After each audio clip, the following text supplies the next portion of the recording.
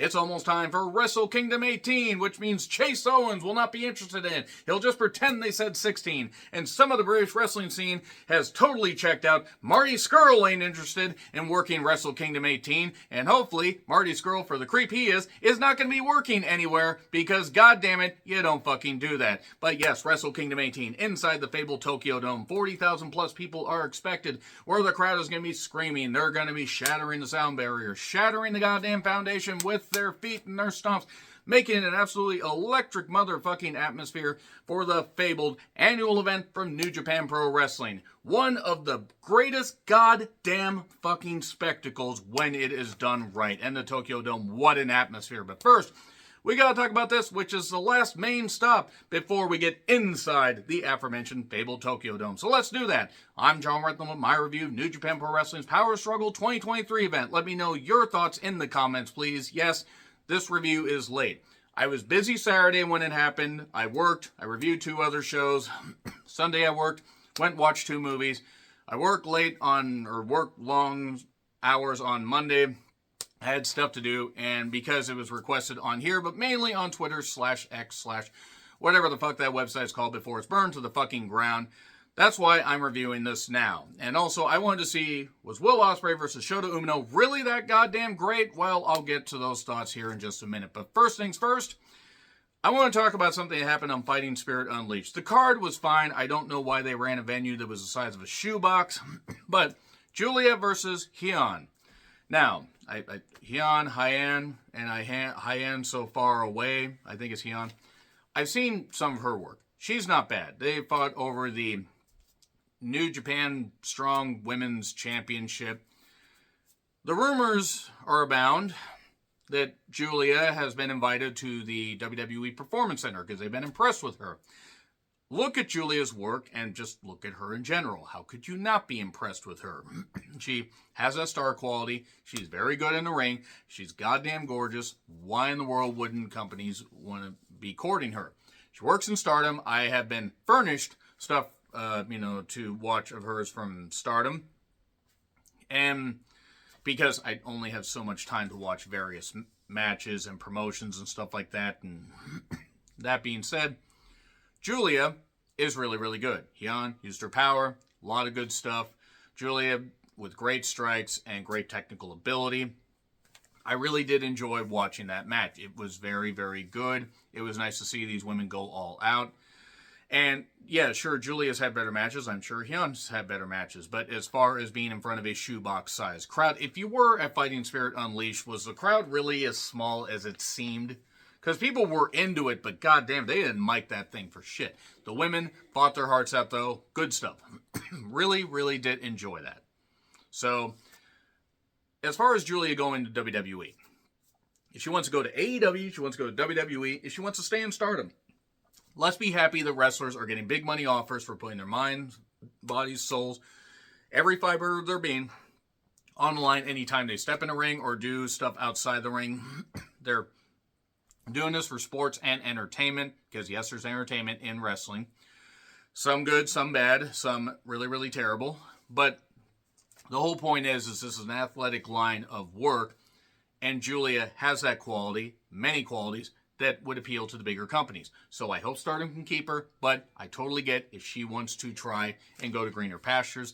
Every fan should support her. They should support other wrestlers for doing that, and especially for growing women's wrestling, because, my God, I mean, let's just say the Japanese scene, it's a little bit niche, unfortunately, as far as how women are perceived, and I wish they were able to wrestle in front of bigger crowds, because there are incredible goddamn talents there. Some that go all out, beat the shit out of each other, some that have wacky gimmicks, some that just do great stuff. So hopefully Giulia, whatever she decides to do, fans continue to support her. She goes to WWE. I'm worried that they won't let her, be exactly her, but put her with Io, Kairi, and Asuka in a quartet where they just dominate, destroy. There you go. I mean, yeah, okay, you could argue putting all the Japanese women in a faction might not be the best thing, but it could be like Lucha Underground, that group that Kairi was in. I believe Io was in as well. I don't remember the name of it. I think it was Black Lotus, actually, now that I think about it. I think that was it. But if I'm wrong, I'm willing to be corrected.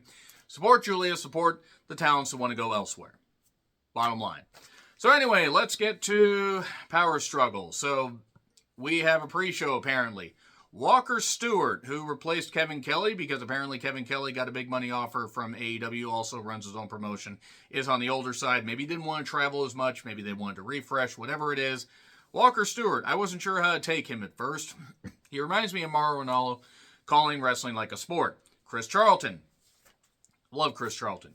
Him and Walker worked well together, and Robbie Eagles joined a little bit later on. So the pre-show was Boltin Oleg, the DKC, and Taguchi against Mochizuki Jr., Yoshiki Kato, and Strong Machine Jr. I know nothing about the Dragon Gate guys.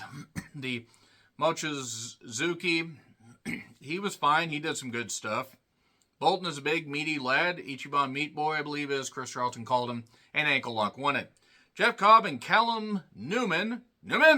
I know nothing about Callum Newman. If you know any matches that are worth checking out that he's been in, please drop the links in the comments. Took on Oscar and Nakashima. Okay. Walker Stewart guy, he's good. He's good. He'll work out just fine.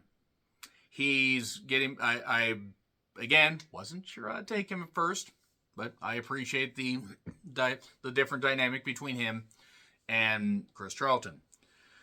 So, Oscar's a very tall boy. Cobb wins with the Tour of the Islands. He's also a fucking ridiculously powerful individual. And then, I didn't keep up on much of Super Junior Tag League, but Master Waddle had been trying to get Despy to accept him and hand him a t-shirt, and he put the t-shirt in his little pants right there. And this is Robbie Eagles and Fujita against Yo and Musashi, versus Clark Connors and Drilla Maloney, whoever that is, and versus Despy and Wato. This is a showcase of teams that were in Super Junior Tag League, I assume. Okay, new rule. Anytime Bullet Club shows up or anytime House of Torture shows up, I don't care if it's Kenta. I'm not going to be interested because the antics are the same, and Bullet Club should have been eradicated a while ago.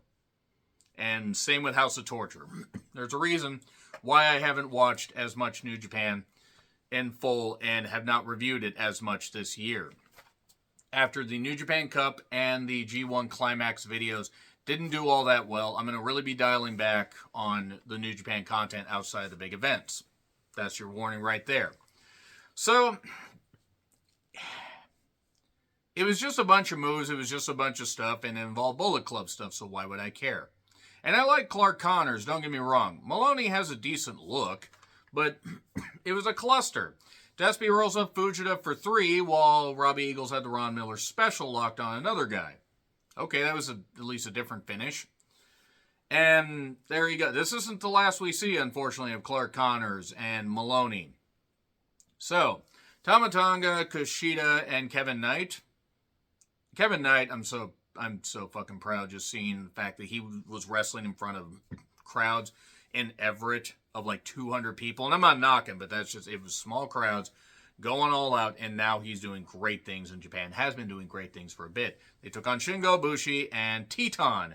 I promise you all, I don't laugh at the word teat. Why would I laugh at that? Why would you assume that? Shingo recently won the Never Openweight title from Tama Tonga. And every time I hear Tama Tonga and say it like that, I just think Tama Tonga chameleon, and now you can't unhear it. So it was a mix of flips and power. It wasn't bad at all. At least it didn't involve anybody from Bullet Club. Bushi will always get that dive in. He won't do much, but he will say, I will do one dive. That is it. Only one dive for you. Knight then dives to a big old pop. It's got to be the shoes. That was a good line. And then a gun stun on Bushi for 3, because Bushi will always take the pin. Bushi could be outside the ring and he will take a pin even if he's not involved in the match, because Bushi is the fall guy and LIJ can just keep on rolling. Robbie Eagles joins commentary for the rest of the show. Sonata and Giulia, who has joined Just 5 Guys after Kanemaru betrayed them, took on Naito and Yota Tsuji. Big reaction for Naito. Yuya and Yoda carried most of this because they're trying to really save Sonata and Naito facing off in the big clash until Wrestle Kingdom. And it was what it was. It was what it was. Huge spear on Giulia. 1, 2, 3. Also, Naito is getting some form of eye surgery, an eye procedure, something, because of issues that have bothered him in the past. This is about it for Naito. He's probably going to beat Sonata, and once he beats Sonata, that'll be his last championship run. And that's about it. That's really about it right there. Match was fine. It served its purpose. You got the young guys getting involved, and you got a little tease of Sonata and Naito. Tonga Loa took on David Finlay. I have determined that David Finlay is one of the worst faction leaders in the history of pro wrestling. And it is not even that he can't work. He can work. And I get being a heel, but good God, this was shit. He used a foreign object and won. And unfortunately, this is not it for David Finlay, because we will never escape Bullet Club. The world will be irradiated, rather, and we will still have Bullet Club, because Gato needs to be fucking sent to the goddamn hellfires for this. Or whoever booked it. Speaking of whoever booked this, Moxley makes his big old entrance, Death Rider. I guess his concussion is fine. Through the Osaka crowd. Badass. But anyway, he comes in and, look, gets a big old pop. It's good to see him back in a New Japan environment. Him and the Great Okan, by the way, that's his opponent, had a brief skirmish and got counted out. And then Mox said, I want a piece of your ass. Gross. Piece of your badass. But anyway, he says, I want a falls count anywhere. And then it basically was just through the crowd and stuff, and Mox bled. Big shock, I know. It's a day that ends in Y, and it's an hour in the day, so Mox is bleeding. And he cut the ponytail at one point and got a choke on, and Okan passes out. You notice how I didn't cover much of that? Because, yes, it was throwing everything at Okan, who is a big guy, to take him down, and I get that. And I don't mind that they did that. The problem is I've seen all this stuff from Moxley in AEW, even when it isn't called for. He'll just go outside the ring, he'll just go through the crowd and do this stuff, and I'm sick of it. The crowd popped for it. I'm not going to fault what they did here, but I've seen too much of it. ZSJ, Shane Haste, and Mikey Nichols took on Okada, Tanahashi, and Ishii for the Never Openweight 6-Man Championships that I keep forgetting Okada is a member of. Or 1/3 of. Well, at least we get star power. Not that Moxley and Okan did, but at least we're going to get wrestling. Tanahashi, please retire. Please fucking retire. Please, can Tanahashi retire? It's sad. It's sad at this point. It is sad. So, good stuff. Good pace. Good near falls. Bridge pin for a close 2 count. 2 DDT jumps. The high fly flow missed. God, Tanahashi's knees are probably saying, what the fuck are you doing? And then it looks like, Shane Haste and Mikey Nichols might actually get the victory, but no, we get a roll up on ZSJ out of nowhere, 1, 2, 3. And because ZSJ is still the television champion, I don't believe he's lost it, Tana will face him in a championship match at Wrestle Kingdom. I assume. They're probably going to have to lose the Never Openweight titles before that, but and it was a good match. It was well wrestled. I don't know if it's going to be on my favorite matches of the year list, but it was well wrestled. And then suddenly a video. Danielson has a patch over there. Brian Danielson. I'm sorry. I had to pirate that joke from elsewhere. He challenges Okada. He will break his arm and he can't do another Rainmaker. Again. Okada accepts. The crowd was chanting yes, which was nice. So there you are. TJP and Akira versus Sho and Kanemaru. Super Junior Tag Final. Oh, look, House of Torture rule. House of Torture ran in and did a whole bunch of stuff. Again, somebody needs to, find out if Gato actually has an attached brainstem at this point, or whoever's booking it. If it is Gato, then I'm pretty certain that he doesn't have an attached brainstem anymore. Cobb and Callum eventually show up because Okan got taken to the hospital for some reason. And then Oleg, Bolton Oleg carries Dick away. And Kanemaru got pinned. And then Clark and Drilla showed up and spit on the trophy. That's how you get me interested. You spit on a trophy. Ooh. So anyway, they were forcing that promo oh my God. Yeah, nobody was buying into it. Hiromu took on Ishimori in a pretty decent junior heavyweight title match. I mean, this wasn't great, but it was more about could Hiromu's neck and shoulder hold up, and Ishimori unleashing his bone soldier on everybody. I run a clean show. Let's stop the dirty jokes here. So the buckle pad got removed. We did have a fast start first, and this is really just about focusing on the shoulder for a while. Then the big moves got brought out. The bone lock, the S lock or the bell lock, whatever the hell you want to call it, got locked on. It looked like Hiromu might get the victory. But then he suddenly got a bridge pin out of nowhere. 1, 2, 3. Okay. All right. Thanks for coming, Ishimori. And then he calls out Despy, who's on commentary. And Despy is going to face Hiromu after he gets his eye fixed. Was Roddy Piper's ghost just going around poking everybody in the goddamn eye? Stop laying on your head. Maybe you won't suffer eye injuries. I don't know what the hell's going on there. So anyway, get a US UK title package, Shota Umino interview clips, and then Ospreay interview clips. Big entrances. Of course, the entrances took about 4 years because Shota came from about 5 parking lots away. Ospreay makes his entrance. Chris Charlton was just going nuts about how Ospreay is the best wrestler in the world, and your mileage may vary, you may differ on that. I will say that Ospreay has made questionable decisions at best and can be idiotic. I will not doubt his ability in the ring. I don't think that heel run worked out as great for him in New Japan, I think, as they thought. But nevertheless, Ospreay versus Shota. US and UK final, or US and UK final. US and UK title match. It's pretty much just it's like, about a year to the day that Shota Umino came back from excursion and then challenged him on some show like later in November of last year. I did see it. I don't remember the name of the event. I'm sorry. It's a lot of fucking wrestling I've watched since 1985. This got a lot of hype. Does it live up to it? Or was the hype overdone?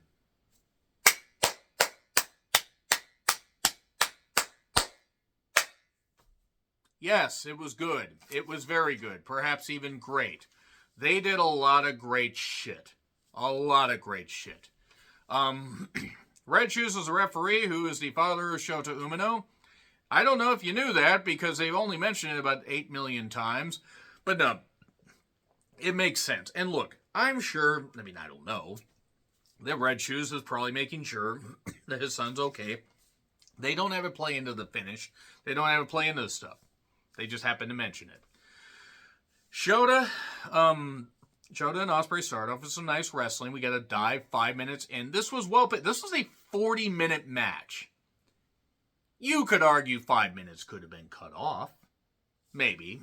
But I'm not going to say it dragged. I don't know if some matches need to be 40 minutes. Is this one of the absolute best matches of the year? Arguable. There are matches I feel were better. But was it really good? Yes. Is it going to be on my list of favorite matches of the year? Yes. I don't know where, because we still have time to go before we get to best, worst matches of the year, whatever. But this will be on that. We got a table brought out at one point, and then they battled around outside, and then Shota firing back. We're 10 minutes in. Well-paced. Good stuff so far. Could do without the table stuff because I don't think it shows the referees in the best light. Like, yeah, let's use a table. You could disembowel somebody outside. As long as it's outside the ring, it's fine. DDT on the apron. Ospreay has mentioned that he's not sure how much longer he has left, as far as being a main event talent. Stop laying on your fucking head. Maybe you'll have longer. But whatever. Shotgun dropkick to the barricade. And then Shota just says one more table. He throws a table at him. Throws one of those hard tables right at him. Ow. That was painful. Ospreay speeds it back up. We get, a 2 count on a powerbomb catch. Spanish fly. He catches him out of nowhere. And then it hits a sky twister variation, something for 2. He then we get corner bumps, we get we get a nice underhook bomb through the table. Shota's head cracking on the back because the table broke like that, and Shota's head hit one of those sides of the table like that, so that looked pretty painful. I'm glad he was okay. Near countout, Os Cutter, Hammerhead, Hammerhead blows. You just boom, boom, boom, boom, just hit them with the sides of it. No, I'm kidding. Hammer blows, and then Mox shows up to encourage Shota to not quit. Don't quit, don't quit, don't quit. And the crowd's roaring. Couple DDT spikes, and we get another one for 2. We get, the crowd just roaring and roaring and roaring. Overhead throw by Shota for 2 count. Nearly a 10 count. Ospreay trying to get back up. Death Rider, Hidden Blade, crowd's roaring because they're kicking out of everything, which is a bit of an issue with some modern wrestling across all the globe. And something I think where they need to protect more finishes. Keep some of the hidden. But then again, this was a big match, was a big deal. They had built this up pretty goddamn nicely. And a year to the day, almost, that Shota came back. We got a head scissors for 2. We got a driver for 2. We got the Stormbreaker. 1, 2, 3. Ospreay wins. Very good match. Very good main event match. I'm not going to fault it. And then Ospreay calls out Mox, and then Finlay shows up and uses a Looney Tunes style hammer to break the US and the UK titles. He should try hitting that hammer into the Booker's head. Maybe he'll see some stars and book some stars and get rid of Bullet Club. Yeah, that was a bit of a downer of an end, but it'll create a new championship, and man, no US, no UK title. Maybe New Japan could have created, and I don't know, something across all continents, an Intercontinental Championship. But no, New Japan would never do that. And if New Japan had done that, they certainly wouldn't have gotten rid of... Oh, they did that.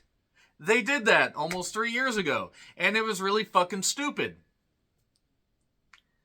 So yeah, I really liked the main event. I liked some things on this show. But New Japan, they're revamping their website. And I think they're going to have other, ways to access it, like an app on Roku. And since I have a Roku, it'd be really nice to be able to watch it. I can watch that in the comfort of my room instead of watching on a computer and sitting in an office chair. Maybe New Japan will get better in 2024, but they've hit a wall creatively where even the stuff they do that's great, they got some stuff they gotta fix, and they gotta fix it fast. So let's see what happens at Wrestle Kingdom. That is the next review you're going to see for me from New Japan, because I have no interest in World Tag League despite the talents in there that I assume will be in there. Agree, disagree, what I said, like, share, subscribe, Twitter handle in the description. I'm John Rickland. I'll see you soon.